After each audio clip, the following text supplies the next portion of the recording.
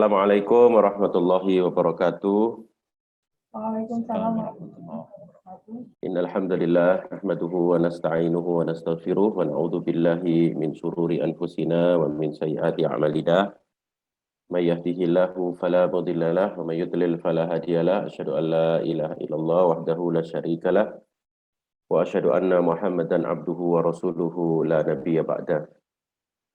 Allahumma salli wa sallim ala nabiyyina Muhammadin wa ala alihi wa sahbihi wa man tabi'ahum bi ihsanin illa yaumiddin. Asbahna ala fitratil Islam wa kalimatil ikhlas wa ala dini nabiyyina Muhammadin sallallahu alaihi wasallam wa ala millati abina Ibrahim hanifa wa ma kana minal musyrikin. Amma ba'd. Yang saya hormati Ustadz Yusuf Winardi sebagai Ketua Majelis Tompo Hati, juga saya lihat ada jamaah masjid ini ya, Al-Faizin ya kalau nggak salah ya, yang hadir juga secara kolektif di masjid. Dan terima kasih Dr. Miftahul Jannah Salwah Umah ya. Mohon maaf kalau kesalahan dalam menyebut nama dokter ya. Dan seluruh jamaah yang Masya Allah ini saya lihat ada yang lagi jalan, ada yang lagi di mobil ya. Mudah-mudahan semua usaha panjenengan semua dicatat oleh Allah Subhanahu wa taala sebagai thalabul ilmi ya. Dan Rasulullah mengatakan bahwa setiap perjalanan kita untuk menuntut ilmu sesungguhnya adalah perjalanan kita menuju surga Allah Subhanahu wa taala. Sebuah kehormatan buat saya bisa bersilaturahim, bermuajahah walaupun dalam sesi online ini ya. Mudah-mudahan satu saat bisa berjumpa secara offline ya. Kebetulan saya akan ngambil S3 di UGM, jadi kayaknya agak sering ke Jogja nih habis ini. Mudah-mudahan satu saat bisa mampir ke Klaten. Saya pernah tugas di Kecamatan Wedi ya, betul ya? Wedi itu Klaten ya? Ketika gempa Jogja ya, tahun berapa itu? Sekitar tahun 2006, kebetulan saya dikirim sebagai ketua tim tangga bencana dari Fakultas Kedokteran Brawijaya. Saya kurang lebih 2 minggu saya di Klaten ya, pada saat itu untuk ikut membantu dampak dari gempa Jogja pada saat itu ya, Gunung Merapi. Alhamdulillah Bapak Ibu, saya merasa bahagia. Mudah-mudahan pertemuan singkat ini bisa meningkatkan kekuatan dan ketakwaan kita kepada Allah Subhanahu wa taala. Saya izin share screen, mudah-mudahan bisa membantu supaya lebih khusyuk ya kita dalam mengkaji ini. Sudah bisa terlihat Dr. Miftahul Jannah? Bisa Ustaz. Slide saya? Sudah ya. Ustaz.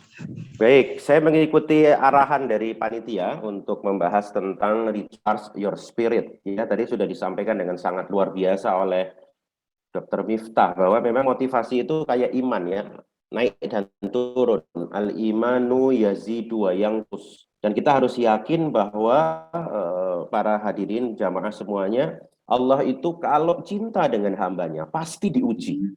Ya, itu hukumnya itu sudah. Jadi Allah itu kalau cinta sama hambanya itu pasti diuji sama Allah Subhanahu wa taala. Artinya kalau kita tidak diuji, nah itu kita harus waspada tuh. Bisa jadi itu istidraj dari Allah, kita berdosa tapi justru dinaikkan kenikmatannya sehingga kita terlena. Bisa jadi Allah sudah membiarkan kita. Jadi sebetulnya ya Allah itu azab terbesarnya itu sebetulnya ketika kepada orang beriman itu ya, bukan azab ya, peringatan, mohon maaf. Peringatan pada orang beriman itu adalah ketika Allah Subhanahu wa taala membiarkan kita dalam maksiat dan kita tidak diingatkan dengan musibah gitu. Jadi kadang-kadang memang ceramah itu tidak bisa merubah seseorang, musibahlah yang bisa merubah seseorang. Makanya kalau kita diberikan musibah oleh Allah Subhanahu wa taala, maka tugas kita adalah mencari hikmahnya, mencari pesan dari Allah Subhanahu wa taala. Pandemi ini bisa jadi sebuah peristiwa kolosal. Ya. Tetapi pesannya itu personal Bapak Ibu. Jadi semuanya kena pandemi. Kayak seorang yang haji ya, kalau kita wukuf di Arafah itu kan semuanya melaksanakan wukuf ya. Tapi pesannya yang diterima oleh jamaah wukuf itu bisa berbeda-beda dari Allah Subhanahu wa taala. Ya, kira-kira begitu. Nah, ini ada sebuah puisi dari seorang sufi dari Turki ya. Kalau kita ke Turki itu kalau kita mau banyak memahami peninggalan-peninggalan dari Jalaluddin Rumi ini ada di kota Konya ya. Saya suka puisi ya. Salah satunya puisi ini nih, Guest House ini. Guest House itu rumah penginapan ya. Guest House syariah lah gambarannya begitu ya. Jadi Rumi ini mengatakan bahwa hidup manusia atau kita itu seperti rumah penginapan gitu. Yang setiap hari itu datang tamu yang kadang-kadang nggak kita undang, kayak COVID ini nggak kita undang Bapak Ibu, tiba-tiba datang aja gitu. Kadang-kadang tamunya bentuknya kebahagiaan, tapi tidak jarang juga bentuknya kesedihan, keburukan, ya. Kadang-kadang kita tiba-tiba dapat rezeki nggak tahu dari mana, tiba-tiba besoknya kehilangan barang, nggak tahu siapa yang mengambil, ya. Itulah hidup ini, ya. Unexpected visitor kalau istilah di puisi ini ya, tamu yang tidak diundang. Ini sesuai dengan Al-Qur'an surat Al-Anbiya ayat 35. Kullu nafsin dha'iqatul maut wa nabluukum bisyarri wal khairi fitnah. Jadi setiap yang bernyawa itu pasti akan mati dan Allah menjadikan keburukan dan kebaikan itu sebagai ujian. Ya, jadi umat Islam itu tidak hanya mengatakan bahwa sakit itu ujian, sehat itu juga ujian. Betapa banyak orang yang sakit justru dia banyak bersujud kepada Allah, tapi justru ketika dia sehat dia lupa kepada Allah Subhanahu wa taala. Ya. Nah, cuman ada hal yang menarik di sini. Kenapa sih kok Jalaluddin Rumi itu mengatakan bahwa manusia itu adalah guest house gitu. Kan guest house itu kalau saya tanya sama Bapak Ibu ya, ada nggak sih guest house itu yang orang tuh tinggal di guest house atau di hotel selamanya itu kan nggak ada ya. Betul nggak? Ya, orang tuh paling tinggal di guest house itu 1 hari, 2 hari, 3 hari, seminggu, dia pulang balik ke rumahnya gitu.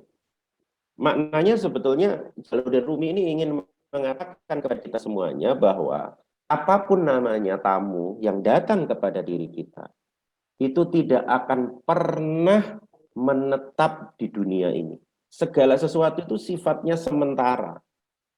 Pandemi ini walaupun lama, sementara. Gitu. Tapi jangan lupa nanti kalau kita dikasih bahagia sama Allah juga sementara. Nggak ada di dunia ini yang menetap gitu. Ya, DSAS dunia sementara akhirat selamanya itu ya.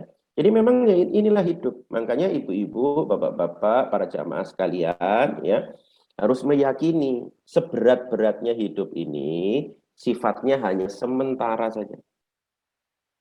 Oke, fa inna ma'al usri yusra, inna ma'al usri yusra. Jadi selalu ada kemudahan di balik semua kesulitan. Ya, itu yang sama-sama perlu kita yakini dalam hati kita. Oleh karena itu,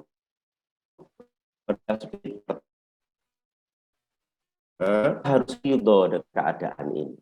Ridho itu bahkan para ulama lebih tinggi daripada kesabaran. Atau derajat kesabaran tertinggi itu namanya ridho dalam hal musibah ya. Jadi ketika kita itu mendapatkan musibah, jeder gitu, maka kita ridho. Ridho itu menerima tanpa tapi, tanpa protes, tanpa bertanya, kenapa saya sih ya Tuhan gitu ya. Kenapa saya ya Allah, kok bukan orang lain gitu ya. Nah itu namanya ridho. Ibarat kalau nasi sudah jadi bubur, Bapak Ibu, maka jangan mikir jadi nasi lagi, itu nggak ada magic jar-nya ya. Kalau sudah jadi bubur ya yang kita pikirkan cari ayam, kacang polong, kecap, kerupuk, sambal jadi bubur ayam istimewa gitu. Jadi artinya ketika kita mendapatkan sesuatu yang tidak sesuai dengan keinginan kita, maka tugas kita yang pertama adalah ridho kepada Allah Subhanahu wa taala. Tapi saya capek, Dok, bagaimana? Nah, ini saya ingin sampaikan ya. Kita itu manusia biasa. Jangankan kita, Rasulullah saja sedih kok ketika ditinggal sama eh, Ibunda Khadijah radhiyallahu taala anha. Rasulullah sedih kok ketika ditinggal anaknya Ibrahim. Bahkan Rasulullah itu agak lama di pusara makam anaknya itu.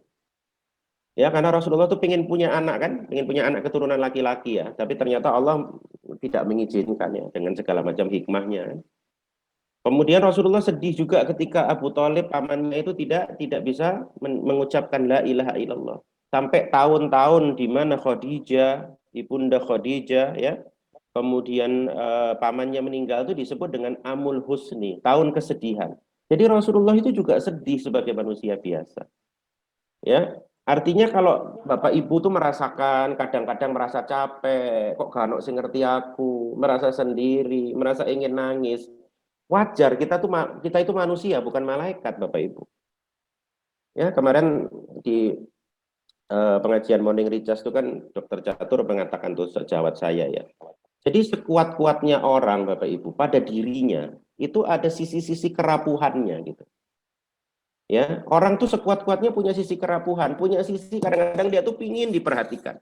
Rasulullah itu pernah satu saat tuh pulang dakwah ya, ketika mendapat caci maki, melihat sahabat-sahabatnya itu disiksa. Rasulullah itu betul-betul pulang ke rumah tuh dalam kondisi emosi yang sangat drop gitu. Apa yang dilakukan oleh Ibunda Khadijah? Ibunda Khadijah itu menghiburnya dan Rasulullah itu bahkan suka tidur, mohon maaf, di Ibunda Khadijah tuh. Sambil kepalanya Rasulullah itu dipegang sama Ibunda Khadijah. Bayangkan Bapak Ibu, orang sekuat Rasulullah saja itu kadang-kadang membutuhkan kaki istrinya untuk meletakkan kepalanya gitu loh.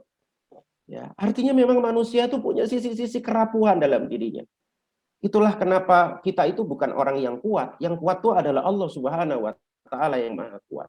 Jadi kadang-kadang kita lihat misalnya di rumah sakit ada seorang tentara yang ketika ditinggal oleh istrinya terus dia menangis. Padahal dia seorang Kopassus misalnya. Itulah manusia biasa gitu. Walaupun setiap saat dia itu mampu untuk memanggul senjata long march 18 jam ya, kemudian mengalahkan musuh dalam latihan-latihannya. Tapi ketika ada sesuatu yang menggoncangkan jiwanya, kadang-kadang manusia itu hanya bisa menyebut ya Allah, hasbunallah wa ni'mal wakil. Jadi ketika Bapak Ibu ya merasakan ada sesuatu dalam hatinya, it's okay. Saya pun begitu Bapak Ibu. Semua kita sama gitu. Kita bukan Superman ya. Oke, makanya kadang-kadang kita itu perlu menjadikan sajadah menjadi tempat curhat terindah. Ya kan?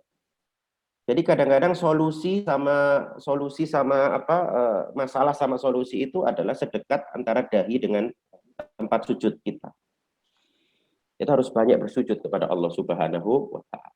Jangan merasa diri kita ini menjadi korban dari COVID-19 ini. Tapi justru kita adalah pahlawan loh. Tapi saya sudah kena COVID, Dok gitu.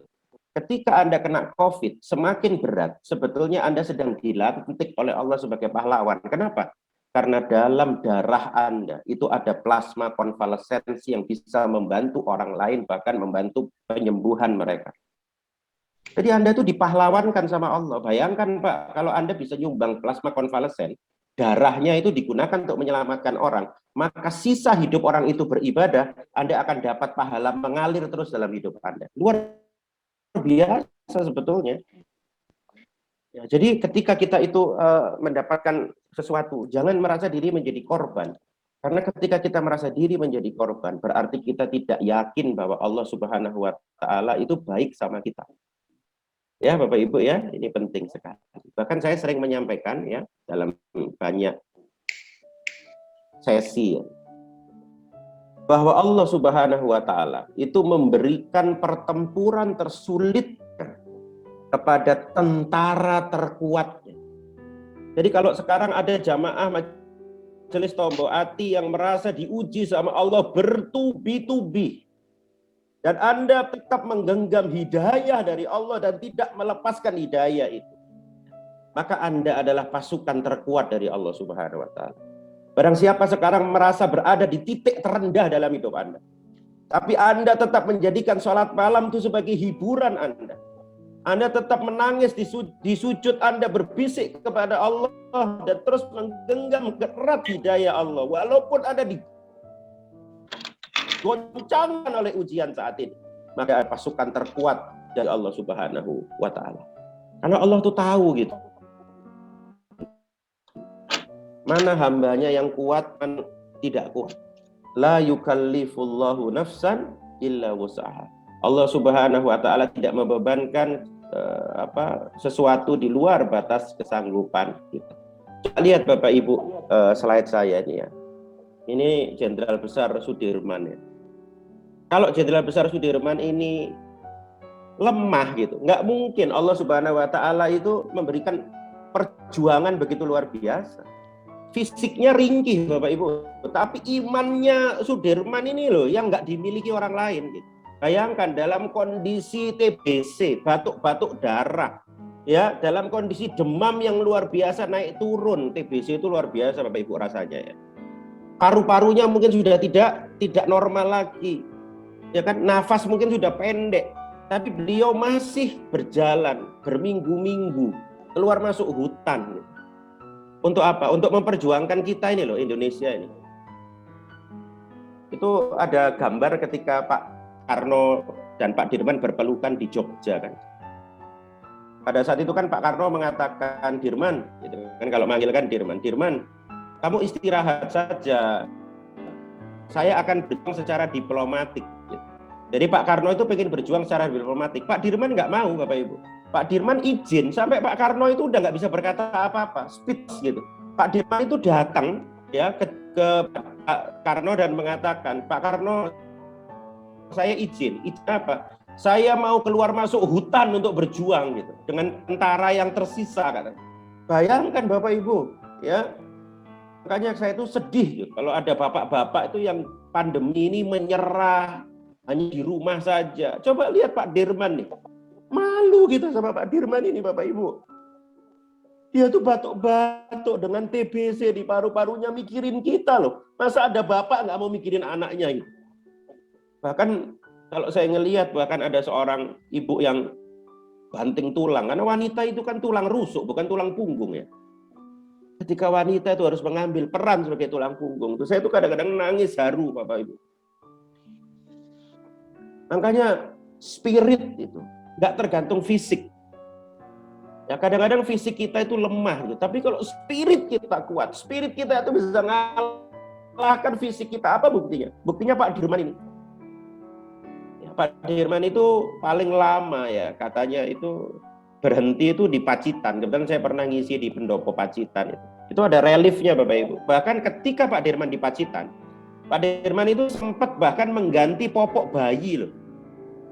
Ya jadi ada bayi lahir, ibunya itu datang ke udah bayi lahir, udah dirawat bidan, datang ke Pak Dirman. Pak Dirman saking bangganya Pak Dirman mau nggak ganti popok bayi saya. Pak Dirman tuh ganti popok bayi itu Bapak Ibu. Saking beliau tuh sayangnya sama generasi penerus.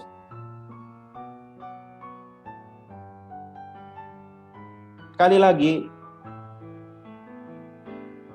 Allah Subhanahu wa Ta'ala akan memberikan pertempuran tersulitnya kepada tentara terkuatnya, Bapak Ibu. Jangan pernah ada kata putus asa dalam diri seorang Muslim. Ya.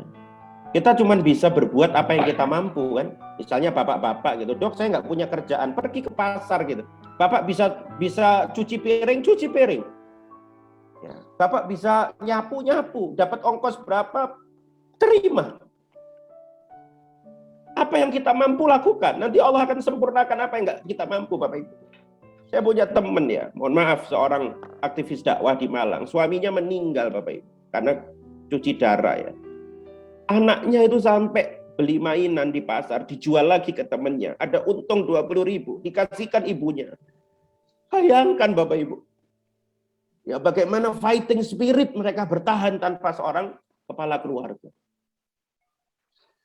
Jadi tugas kita tuh hanya melakukan apa yang kita mampu. Yang nggak mampu tuh serahkan sama Allah Subhanahu wa Ta'ala. Karena kalau kita tidak berjuang, Allah juga nggak akan bantu kita. Ya. Ada sebuah kisah ketika Ibunda Maryam, nanti bisa dilihat di surat Maryam ya. Ketika Ibunda Maryam itu nifas, baru melahirkan Nabi Isa alaihi salam. Bapak Ibu, apalagi dokter Miftah tahu banget tuh, orang nifas itu kan lemesnya luar biasa. Karena keluar darah banyak ketika melahirkan. Luka-luka di uterusnya atau di kandungannya itu masih dalam proses pemulihan. Tenaga yang dikeluarkan ketika melahirkan itu luar biasa. Dan pada saat itu kan malaikat Jibril itu sudah ada di atas pohon kurma. Itu ada di mulai ayat 20, 21 dan seterusnya ya. Jadi dijelaskan di surat Maryam itu, malaikat Jibril itu sudah diutus sama Allah di atas pohon kurma di mana Ibunda Maryam itu bersandar di situ, melahirkan di situ. Nah, pada saat itu kan sudah ada air tuh, dibantu malaikat Jibril dikasih air gitu ya. Ada sungai gitu. Kecil gitu. Nah, masalahnya Ibunda Maryam saat itu perlu untuk makan kurma rutop ya. Nah, ketika makan kurma itu kan sebetulnya malaikat Jibril bisa kan dijatuhkan kurma itu sebagaimana ketika Ibunda Maryam itu ada di tempat pengasingan itu ya, di tempat apa mihrabnya beliau itu kan dikasih buah tuh sama malaikat Jibril setiap saat dikirimin buah. Kan sebetulnya bisa begitu, tapi pada saat itu Bapak Ibu, perintah Allah kepada Ibunda Maryam itu adalah menggoncangkan pangkal pohon kurma. Artinya, ya kata Tengku Hasbi As-Siddiqi, ulama Aceh keturunannya Abu Bakar As-Siddiq yang ada di Indonesia, ya dia udah meninggal.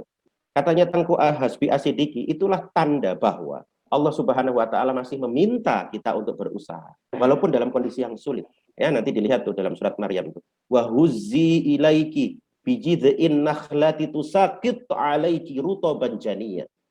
Dan goyangkanlah wahai Maryam pangkal pohon kurma itu. Maka akan aku jatuhkan rutop itu ya, buah-buah rutop yang masih muda itu kepada beliau, kepada Ibunda Maryam. Masya Allah. Jadi kita tuh cuma melakukan apa yang kita mampu. Selebihnya yang kita nggak mampu itu urusan Allah Subhanahu wa taala. Tapi jangan kita diam. Ya, walladzina jahadu fina lanahdiyannahum subulan. Jadi tugas kita itu adalah berjuang yang sungguh-sungguh, nanti Allah tunjukkan jalannya. Jadi Allah itu hanya menunjukkan itu loh, kamu harus ke situ tuh. Kamu harus ke pasar itu. Kita harus jalan ke pasar itu. Ya. Jadi bukan Allah tuh bukan gendong kita ke jalan itu, bukan. Allah cuma menunjukkan jalannya. Nah, kita mau nggak menetapi jalan-jalan kepahlawanan itu?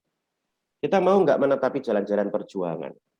Karena kadang-kadang jalan perjuangan itu tidak sunyi dari darah, keringat, dan rasa sakit, Bapak Ibu. Ya, kira-kira begitu. Nah, sebentar ini saya stop share dulu ya, ada coretan yang saya ulang. Oke. Sudah kelihatan, Dr. Miftah? Sudah, Ustaz. Sudah ya, alhamdulillah. Baik, itu yang pertama, para jamaah sekalian. Jadi ridho kepada takdir Allah itu keniscayaan. Ya, yang kedua adalah meminimalisasi keluhan. Nah, ini penting ini. Meminimalisasi keluhan, menguatkan kesabaran.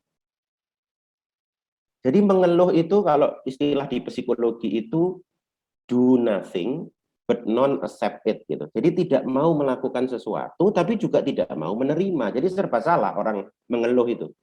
Ya, tidak mau menerima sesuatu dan tidak mau berjuang gitu. Mohon maaf ini ya, agak sensitif nih. Misalnya ada orang berat badannya berlebih gitu ya, obesitas gitu ya. Kemudian disuruh sama dokternya nurunin berat badan. Iya kan, karena dia kebetulan ada osteoartritis mungkin di lututnya, harus diturunin berat badannya, atau low back pain, nyeri punggung bawah kan, harus diturunin berat badannya. Nah kalau orang itu mengeluh, dia itu tidak mau menurunkan berat badan dan tidak mau mengakui kalau dia itu obesitas. Gitu. Kira-kira gambarannya begitu. Ini sebuah pengalaman pribadi juga buat saya. Saya itu pernah punya berat badan luar biasa ya pada saat 2 tahun yang lalu. Sekarang alhamdulillah sudah banyak turun lah ya.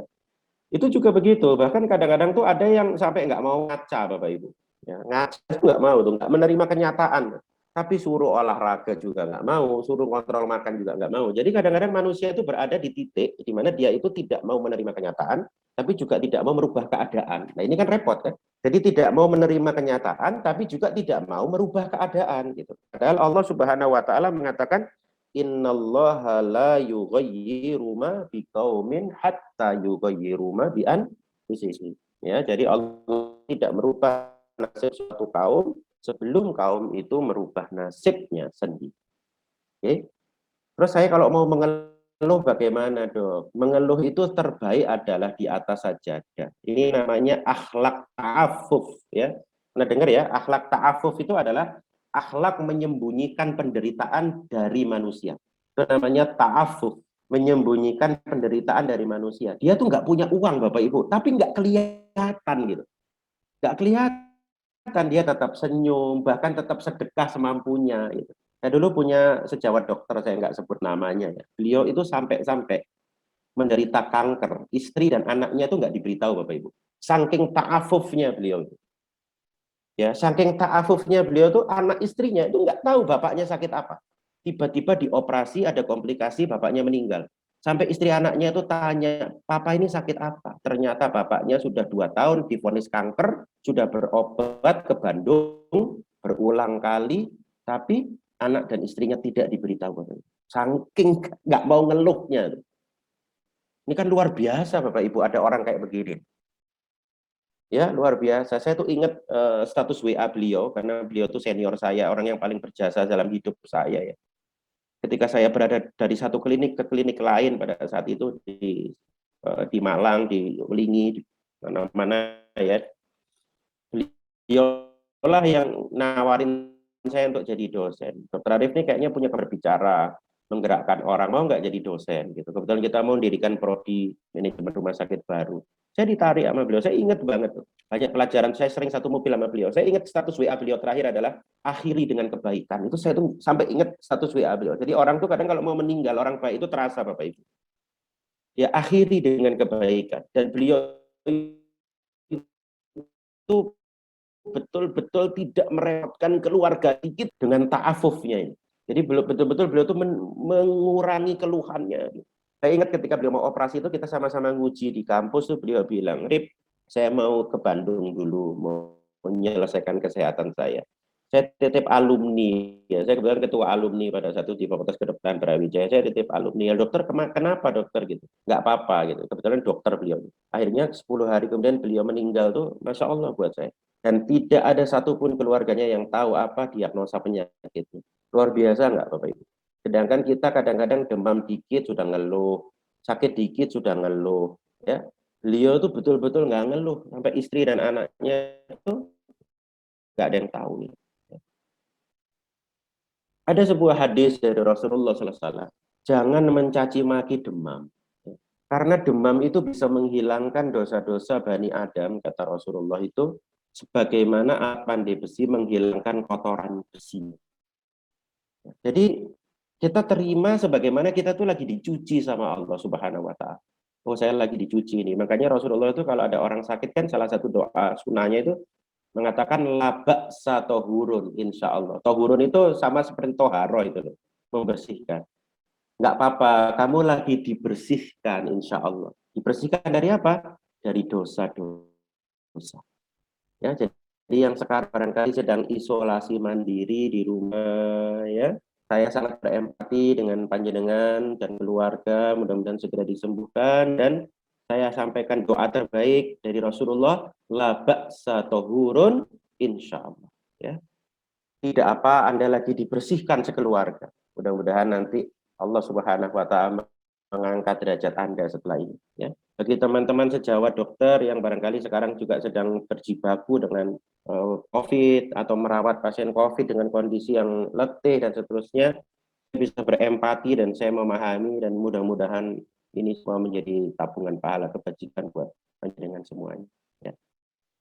Kata Ibnu Qayyim al-Jauziyah, sabar itu adalah ketika hati tidak merah dan mulut itu tidak mengeluh. Makanya Nabiullah Ayub alaihi salam itu kan ketika diminta berdoa sama istrinya, Nabi Ayub tuh nggak mau pada saat itu.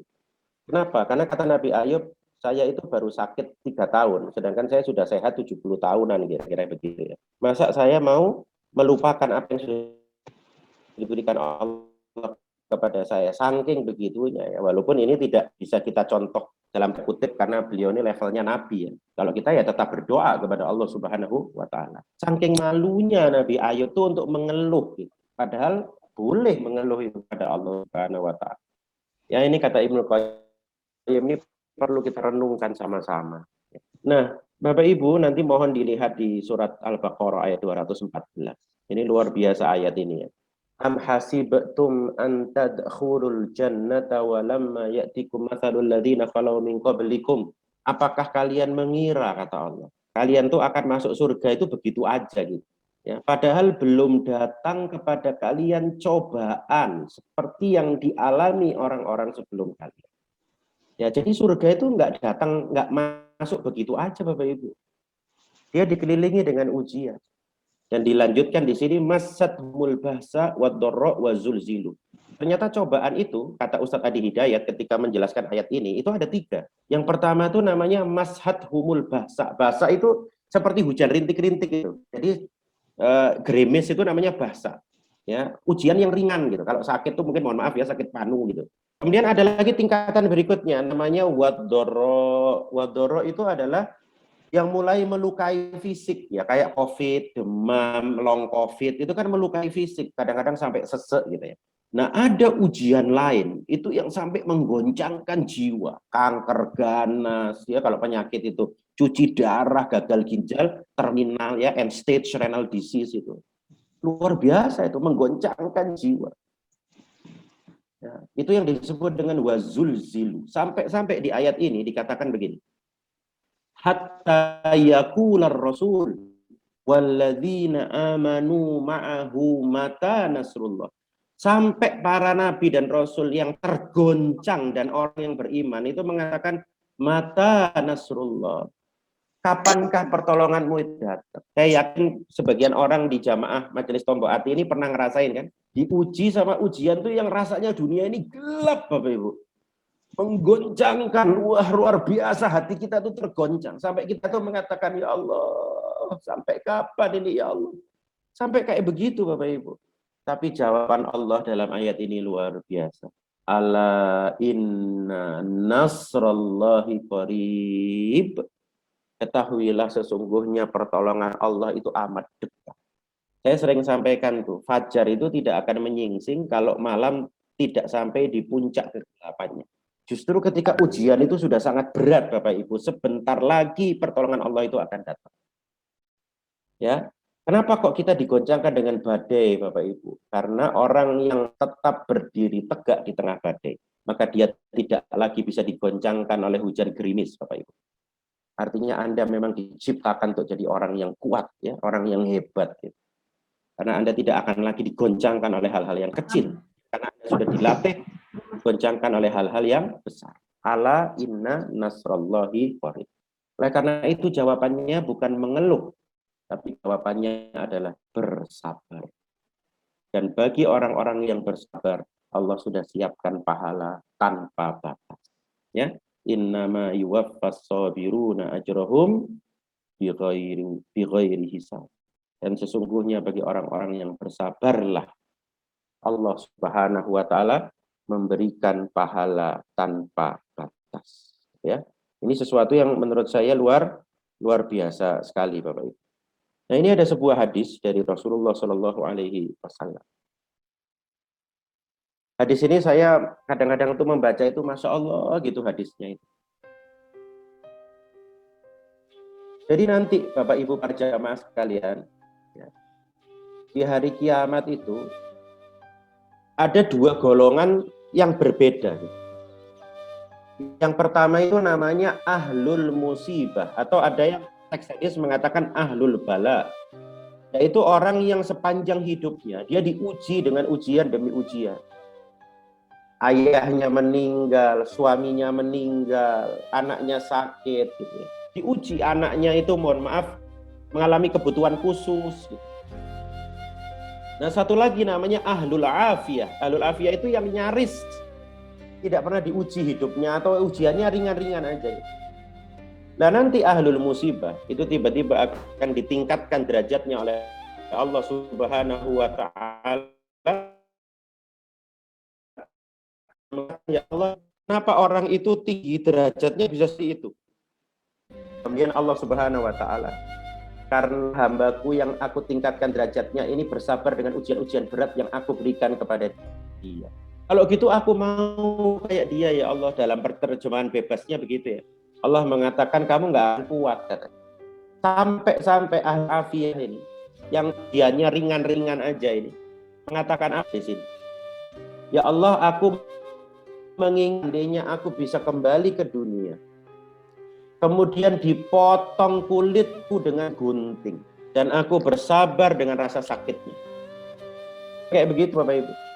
Jadi bagi sekarang yang berada dalam ujian yang berat, bertubi-tubi sejak Anda muda diuji,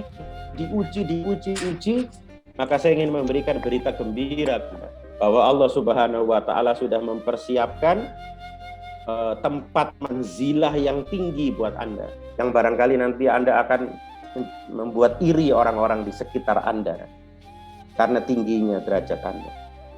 Ya, selamat kepada teman-teman yang barangkali tetap bersabar dengan musibah ya. Dokter Miftah, mohon maaf, kita sampai jam berapa ini? Biasanya? Sampai jam 6, Ustaz. Sampai jam 6 ya, kalau sampai jam 6 ya? Iya, betul. Oke, bentar ya. Saya skip aja kalau gitu biar nggak terlalu lama.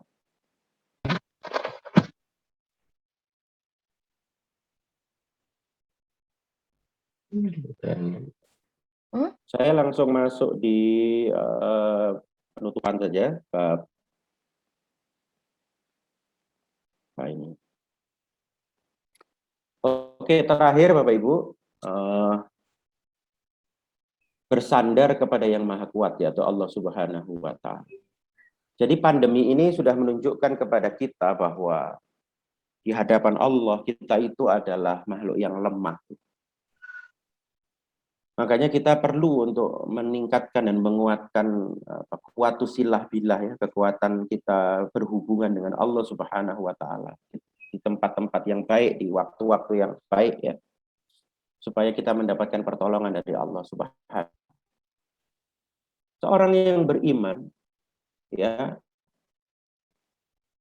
seorang yang beriman itu selalu merasa bahwa harapan itu ada di balik semua ujian.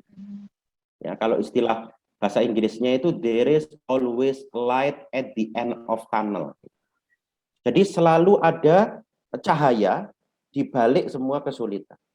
Nah, saya punya teman psikiater Dr. Era Catur Prasetya itu, beliau tuh kena COVID 2 kali Bapak Ibu. Beliau adalah psikiater di Rumah Sakit Muhammadiyah Lamongan. Teman saya sejak masih kuliah, tapi beliau adik kelas saya di Fakultas Kedokteran Brawijaya. Beliau itu ketika COVID kedua sampai masuk ICU Rumah Sakit Dr. Sutomo Surabaya. Rumah Sakit Dr. Sutomo itu kan rumah sakit yang sudah pol-polannya kalau di Indonesia selain Cipto ya. Antara FKUI sama FKUNER itu kan udah pol-polannya masa polanya ahli gitu. Jadi beliau tuh masuk di ICU itu dengan kemungkinan hidup hanya 2% Bapak Ibu. Jadi beliau itu sudah bukan pakai ventilator lagi, di atasnya ventilator namanya ECMO. ECMO itu paru-paru buatan. Ya, dan yang hidup dari ECMO itu nggak banyak Bapak Ibu. Rata-rata kalau sudah kena ECMO itu hidupnya udah sebentar aja gitu. Ada sejawat kami juga spesialis ortopedi dari Madura itu pakai ECMO tapi nggak selamat gitu. Nah, dokter Catur ini hidup tinggal 2% kemungkinannya. Tapi alhamdulillah qadarullah wa masa'afa'al itu bisa hidup Bapak Ibu. Salah satu sebabnya itu adalah doa dari istrinya. Jadi istrinya itu seorang penghafal Quran. Namanya dokter Izah, itu spesialis. Mungkin sudah 30 juz mungkin sekarang dokter Izah itu hafalan Quran. Ya, jadi dokter Izah itu adik kelas saya juga di Brawijaya, di Fakultas Kedokteran ya. Sampai kita tuh dengar ceritanya itu Masya Allah gitu.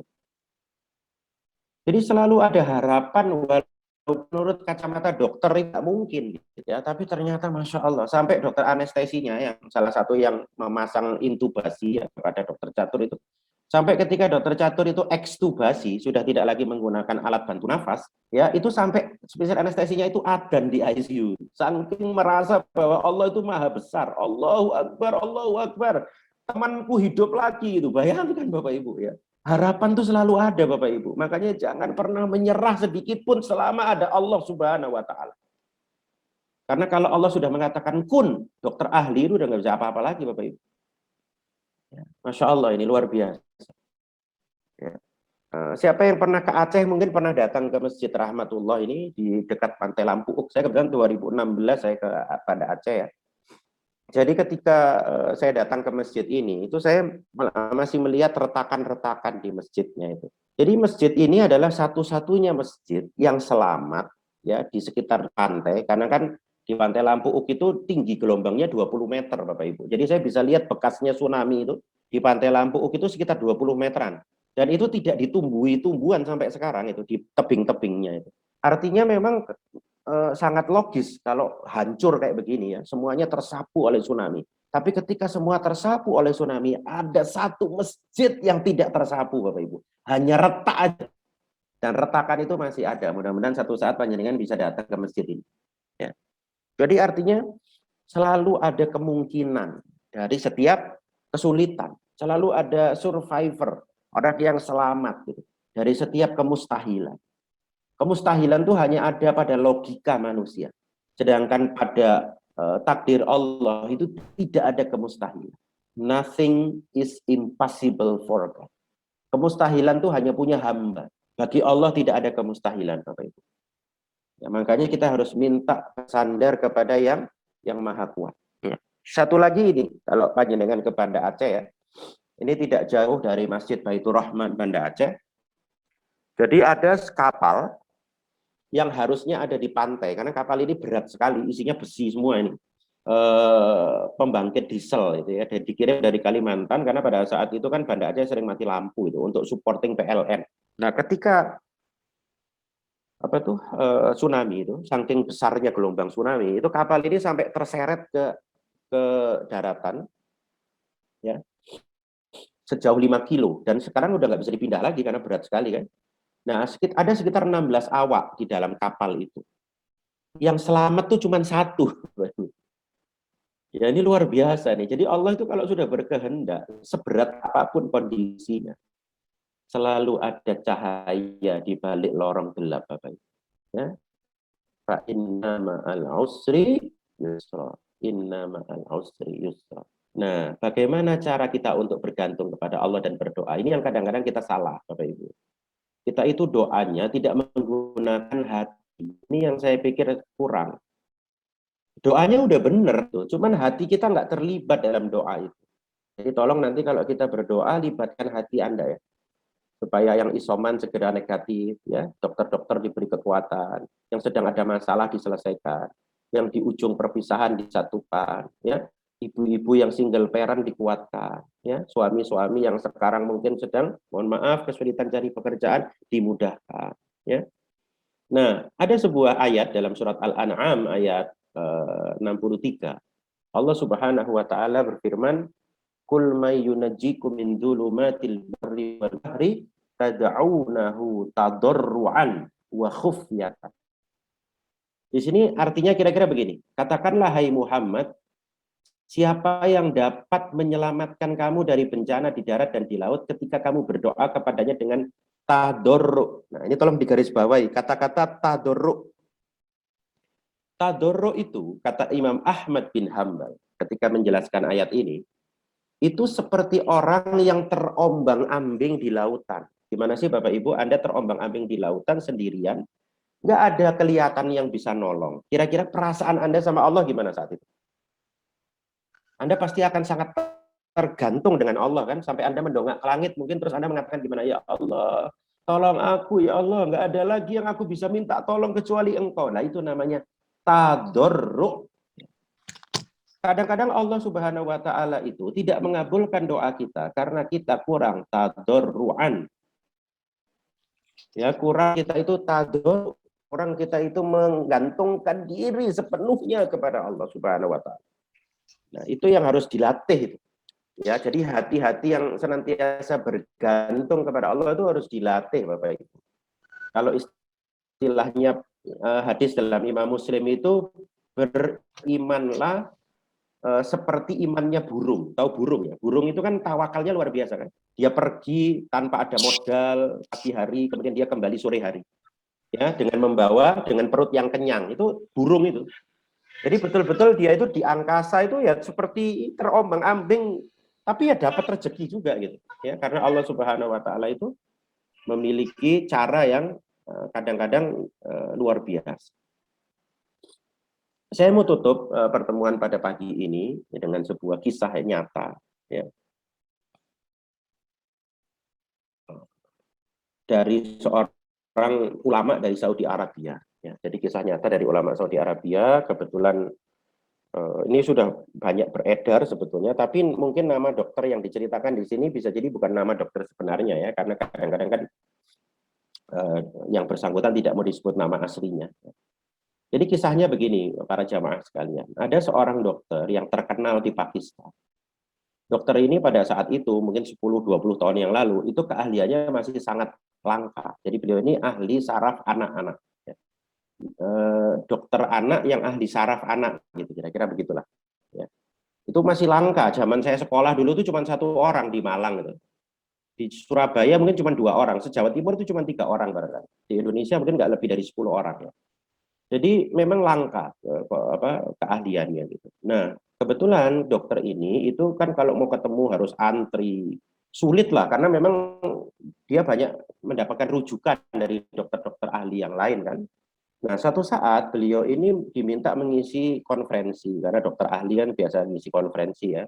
Nah, ke sebuah kota yang agak kecil di Pakistan. Akhirnya dia beli tiket pesawat yang nggak terlalu besar ya. Jadi kadang-kadang tempat konferensi kan tempat-tempat yang natural ya, jadi alami, tapi memang ya kecil gitu kan. Akhirnya dia naik pesawat Twin Otter dengan 2 baling-baling. Nah, ada hal yang menarik dari cerita ini. Ketika beliau berangkat naik pesawat tuh cuacanya bagus gitu. Tiba-tiba sampai di atas ketika baru terbang sekian menit, itu cuaca berubah. Jadi mendung, turbulensi, hujan deras. Sampai puncaknya ada satu mesin pesawat itu yang tersambar petir, sehingga akhirnya harus mendarat darurat Bapak Ibu. Padahal sebetulnya jaraknya nggak terlalu jauh jarak pesawat itu, ya karena kan satu negara aja kan ya. Jadi akhirnya mendarat darurat pesawat itu, ya alhamdulillah masih selamat. Nah, kemudian dokter Ishan namanya bertanya kepada kru pesawat, ya saya harus ngejar waktu karena saya harus ngisi konferen nih. Kira-kira saya harus pakai apa gitu kan? Akhirnya disarankan untuk pakai perjalanan darat karena jaraknya hanya 3 jam saja dari tempat itu ke tempat mengisi konferensi itu. Akhirnya sewa mobil Bapak Ibu dengan satu driver. Nah, ini terulang lagi ketika berangkat itu cuaca bagus. Tapi ketika sampai 1 jam perjalanan tiba-tiba cuaca berubah lagi, mendung, petir, ya, kemudian hujan deras, gelap. Sampai puncaknya setelah 1 jam berjalan, driver sewaan ini tiba-tiba menghentikan mobilnya dan mengatakan kepada dokter Ihsan, maaf Pak, kayaknya kita nggak bisa lanjut. Loh kenapa? Katanya gitu kan. Karena saya nggak tahu kita sekarang berada di mana. Kan. Jadi rupanya mereka ini tersasar Bapak Ibu. Sampai supirnya yang tahu daerah situ tuh nggak tahu di daerah mana dia. Betul-betul tersasar di daerah terpencil gitu. Yang dia nggak tahu daerah mana ini. Ya udah akhirnya pasrah kan dokter Ihsan itu udahlah kita pasrah aja, kita cari rumah. Akhirnya carilah rumah, ketemu satu rumah di tempat terpencil itu. Hanya mereka masuk ke rumah itu diterima dengan baik oleh seorang nenek gitu ya. Karena mau izin sholat dikasih tempat sholat. Nah cerita menariknya adalah setelah selesai sholat ini kan mereka ini belum saling mengenal siapa mereka, kenalan mereka itu. Siapa nenek siapa? Iya saya di sini hanya berdua. Iya tadi saya waktu masuk ada lihat ada seorang anak yang terbaring di kamar itu siapa? Oh iya dia dia piatu. Sejak kecil bapak ibunya sudah meninggal. Sehingga saya neneknya yang merawat. Kenapa kok dia berbaring nggak ikut keluar? Dia sakit Pak, sudah sejak kecil gitu. Sudah saya obatkan ke dokter-dokter ahli yang dekat sini, tapi semuanya angkat tangan dan sudah dikasih surat rujukan untuk dirujuk ke seorang dokter yang lebih ahli di ibu kota. Tapi saya nggak bisa ke sana Pak, saya nggak punya uang untuk naik pesawat. Apalagi katanya dokter itu antri luar biasa katanya. Karena penyakitnya anak saya ini langka, ya. Jadi hanya bisa dirujuk sama dokter-dokter di sekitar sini. Kan daerah sini kan daerah yang jauh dari ibu kota gitu. Terus ibu itu tiba-tiba berkata begini, tapi begini Pak, saya itu nggak pernah putus harapan sama Allah. Saya selalu berdoa sama Allah Subhanahu Wa Taala. Sajadah saya itu nggak pernah saya lipat di samping tempat tidur cucu saya. Saya sebut-sebut aja nama dokter itu, mudah-mudahan satu saat dokter itu bisa memeriksa cucu saya. Tiba-tiba dek Pak, dokter Ihsan itu. Sampai dia bertanya dokter Ihsan itu, Bu, mohon maaf ya, kalau boleh tahu, siapa nama dokter yang ibu sebut-sebut dalam doa? Dokter ahli yang ibu mau bawa cucu ibu ke dokter. Kemudian dokter ibu itu mengatakan, namanya dokter Ishan, Pak. Langsung dokter Ishan itu nangis, Bapak Ibu. Sampai nenek itu kata, kenapa Pak? Bu, sayalah dokter Ishan yang disebut dalam doa-doa ibu, katanya. Dan sekarang Allah Subhanahu Wa Taala mengantarkan saya ke rumah ibu untuk memeriksa cucu ibu. Ibu tidak perlu berangkat naik pesawat. Ibu tidak perlu membawa cucu ibu antri ke tempat praktek saya. Saya dihantarkan Allah dengan pasukannya yang namanya hujan, namanya awan, namanya petir, sehingga saya bisa sampai di rumah ibu sekarang ini. Sedari tadi saya bingung, Bu. Kenapa pesawat saya tiba-tiba dikepung oleh awan gelap, dikepung oleh hujan. Mesin pesawat terkena petir. Mobil saya yang saya sewakan tersesat di rumah ibu. Sekarang saya baru tahu bahwa Allah Subhanahu wa taala mengabulkan doa ibu dan menggerakkan semua pasukannya yang namanya petir, hujan, awan gelap untuk membawa saya ke rumah ibu. Bapak Ibu bisa bayangkan, ketika kita mendekat kepada Allah Subhanahu wa taala, maka pada saat itu Allah akan kirimkan petir kepada kita.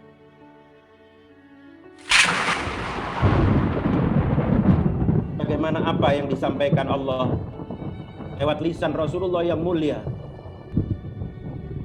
Jika seorang hamba mendekat kepadaku dengan sejengkal, maka aku akan mendekat kepadanya sehasta.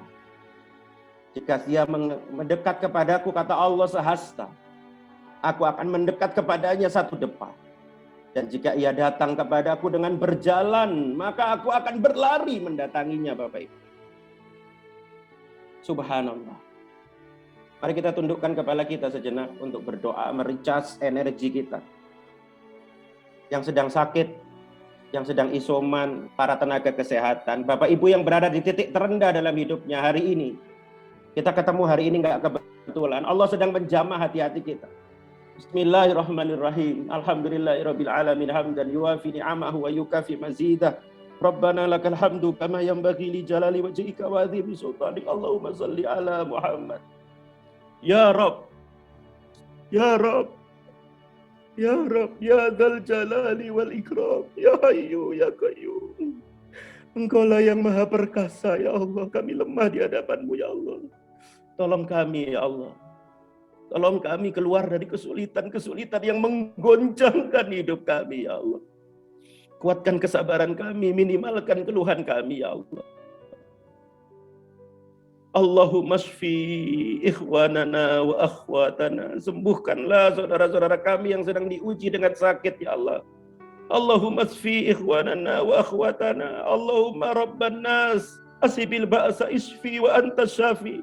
La shifaa illa shifauka shifaa la yughadiru saqama. Ya Allah, ya Rahman, ya Rahim. Berilah kekuatan pada teman-teman kami tenaga kesehatan yang sedang berjuang di garis depan. Berilah pahala, berilah surga yang luas-luas pada memandang untuk mereka. Lindungilah mereka, ya Allah. Ya Allah, bagi saudara kami Majelis Tombaati yang sekarang sedang berada di titik terendah dalam hidupnya, ya Allah, bantu mereka, ya Allah. Bantu mereka, iringi dan kuatkan perjuangan mereka. Ya Allah, berikan solusi dari tempat yang mereka tak pernah menduganya, ya Allah. Min haitsu la yahtasib. Ya Allah, ilhamkan kepada kami kesabaran tanpa batas. Allahumma Rabbana afriq alaina sabran wa tawaffana muslimin. Rabbana afriq alaina sabran wa tawaffana muslimin.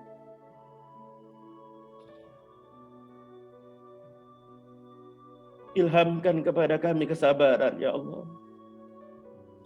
Karena aku yakin dengan janji-Mu bahwa Kau akan berikan kesabaran, pahala yang tanpa batas.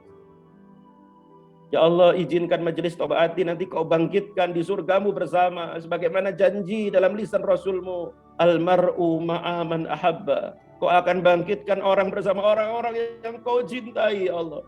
Izinkan kami untuk masuk ke surga-Mu, ya Allah. Izinkan kami untuk mendatangi istana Rasulullah SAW, untuk mencium tangannya dan mengucapkan terima kasih kepadanya, ya Allah. Allahumma salli wa sallim ala Muhammad. Ya Allah, wafatkan kami dalam keadaan husnul khatimah. Rabbana zalamna anfusana wa illam taghfir lana wa tarhamna lanakunanna minal khasirin. Rabbana atina fid dunya hasanah wa fil akhirati hasanah wa qina adzaban nar. Subhana rabbika rabbil izzati amma yasifun wa salamun alal mursalin walhamdulillahi rabbil alamin. Kabulkanlah, ya Allah. Saya kira itu yang bisa saya sampaikan. Berdoa selesai. Mudah-mudahan Allah Subhanahu wa taala memberikan kepada kita kekuatan untuk bisa mengarungi ujian kehidupan yang barangkali menggoncangkan saat ini. Mudah-mudahan Allah Subhanahu wa taala membalasnya dengan balasan berlipat ganda. Terima kasih pada majelis Tombo Ati dan para hadirin, semua yang baik dari Allah hadza min fadli Rabbi, yang salah dari diri saya. Stay safe, stay healthy, stay happy. Assalamualaikum warahmatullahi wabarakatuh.